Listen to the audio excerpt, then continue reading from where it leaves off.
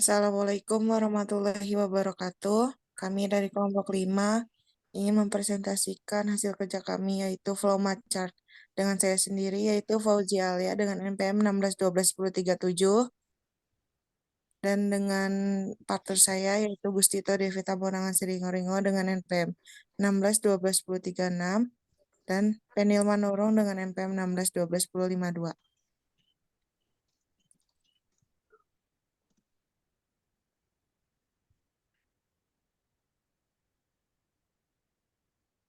Di sini terdapat prosedur pembuatan roti.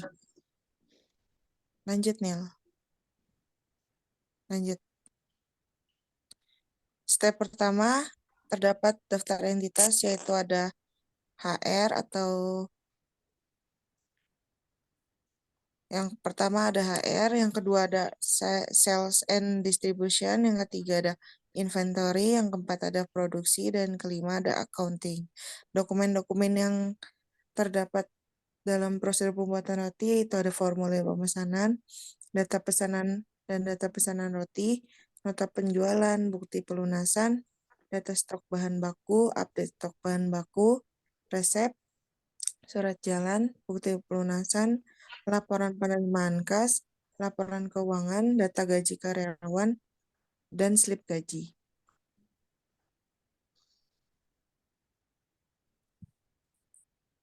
Yang step 2 yaitu ada entitas HR, yaitu kegiatannya ada merekrut karyawan, membagi job desk, dan melakukan pelatihan sesuai job desk. Entitas sales and distribution itu kegiatannya ada menentukan segmen pelanggan, melakukan promosi produk, mendapat informasi pesanan, mengecek pesanan, mempersiapkan pengiriman, memperoleh informasi pesanan roti, mengirim informasi pembayaran, menerima bukti di pembayaran, dan mengonfirmasi pembayaran. Entitas inventory kegiatannya ada mengecek bahan baku dan mengeluarkan bahan baku. Entitas produksi ada mempersiapkan proses produksi sesuai dengan alur pembuatan roti. Entitas accounting yaitu menghitung jumlah pesanan, membuat laporan penjualan, menghitung ongkos kirim, menghitung total jumlah pembayaran, mengecek pembayaran, membuat laporan penerimaan kas, membuat laporan keuangan.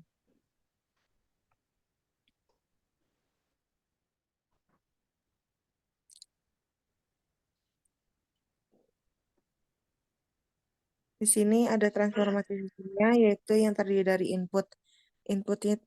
Inputnya terdiri dari data pesanan roti, bahan baku yang masuk, dan dokumen bukti pelunasan.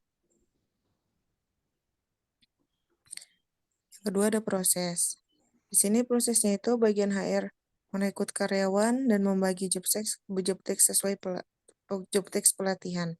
Bagian sales dan distribution menentukan segmen pelanggan, melakukan promosi produk, mendapat informasi pesanan, mengecek bahan baku, mengeluarkan bahan baku, mempersiapkan proses produksi yang terdiri dari menimbang bahan, mixing resting time, cutting and dividing, rounding, intermediate proofing, molding, panning, final proofing, roasting, depanning, cooling, dan packing.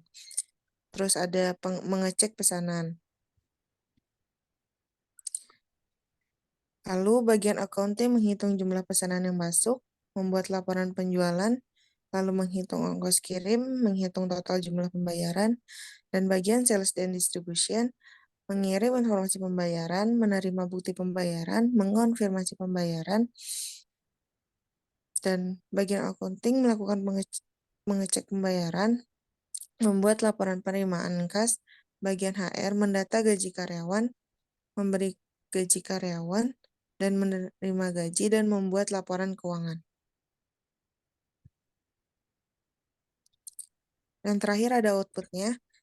Outputnya itu terdiri dari kepala accounting membuat laporan keuangan, dokumen slip gaji, dan dokumen nota penjualan. Baik, selanjutnya di sini ada flow map KRS. Untuk entitas dari flow map KRS sendiri, yang pertama ada BAK. Untuk kegiatannya mengecek tagihan keuangan mahasiswa, yang kedua membuat website, yang ketiga menyimpan data mahasiswa. Entitas yang kedua adalah mahasiswa, kegiatannya login ke akun SIP, mengontrak mata kuliah, mengecek kembali mata kuliah yang telah diambil. Kemudian ada dosen wali. Untuk kegiatannya ada mengecek mata kuliah sesuai dengan SKS yang diambil oleh mahasiswa, kemudian meng-ACC mata kuliah yang telah dikontrak oleh mahasiswa. Untuk transformation system, yang pertama input. Untuk inputnya sendiri adalah mengecek tagihan mahasiswa, mengirim via email mahasiswa, membuka web SIP. Untuk prosesnya sendiri, mahasiswa mengontrak mata kuliah, mengecek kembali mata kuliah yang telah dikontrak, kemudian dosen wali meng-ACC mata kuliah. Untuk outputnya sendiri, yang pertama hasil jadwal kuliah telah keluar, yang kedua data tersimpan di arsip sistem. Oke, selanjutnya masuk ke dalam volume PRS. Jadi PRS ini merupakan perubahan rencana studi dari mata kuliah yang telah diinput pada masa proses registrasi sebelumnya. Ada di dalam PRS, di volume PRS ini terdapat ada entitasnya, yaitu BAK, mahasiswa, dan dosen wali. Di entitas BAK tersendiri ada kegiatan BAK membuka website. Kemudian di entitas mahasiswa kegiatannya yang pertama yaitu login akun ke SIP, kemudian mendrop mata kuliah yang bentrok, kemudian mengontrak mata kuliah, dan cek kembali mata kuliah. Kemudian di entitas dosen wali itu kegiatannya yang pertama mengecek mata kuliah sesuai dengan SKS yang diambil dan meng-ACC mata kuliah.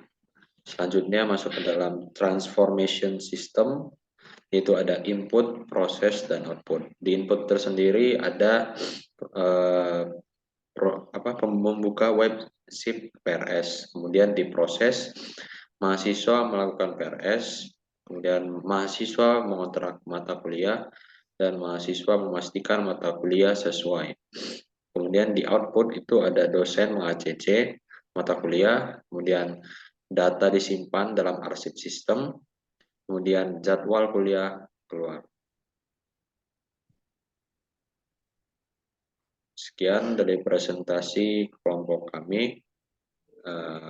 Terima kasih. Saya sampaikan ke moderator.